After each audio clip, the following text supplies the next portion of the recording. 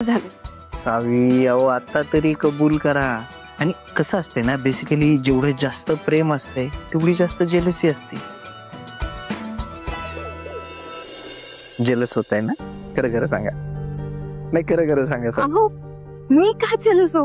तुम्ही पण ना, मी आपलं सहज विचारत होते. मला हो का? वाटलं. हो का?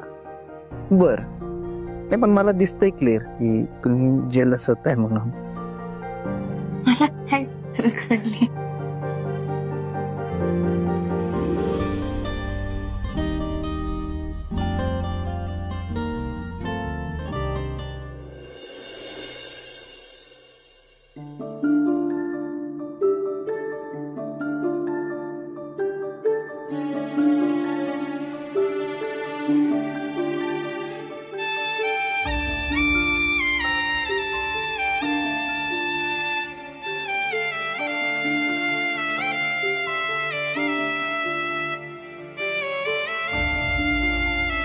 देवा, कसल्या चुकांची एवढी शिक्षा देतोयस मला? आणखी किती परीक्षा बघणारीस माझी? हे घरातून निघून गेल्यावर मी फक्त माझ्या मुलांकडे आणि भाऊंकडे बघून दिवस काढले. त्या दुःखातून कसं कसं माझं घर सावरलं तरी आणि माझी सावी घर सोडून गेली. मला माहित आहे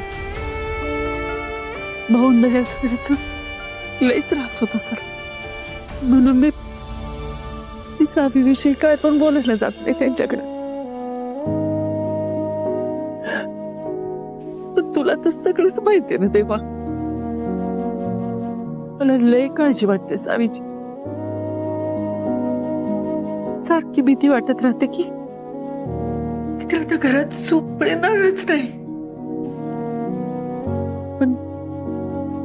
पण तेव्हा माझी भीती खोटी ठरू दे, अगदी खोटी ठरू दे. माझ्या पोरीच्या पत्रात एवढं सुख घाल की आमची आठवण सुद्धा येऊ नको तिला. माझ्या पोरीला सुखात ठेव, माझ्या पोरीला सुखात ठेव.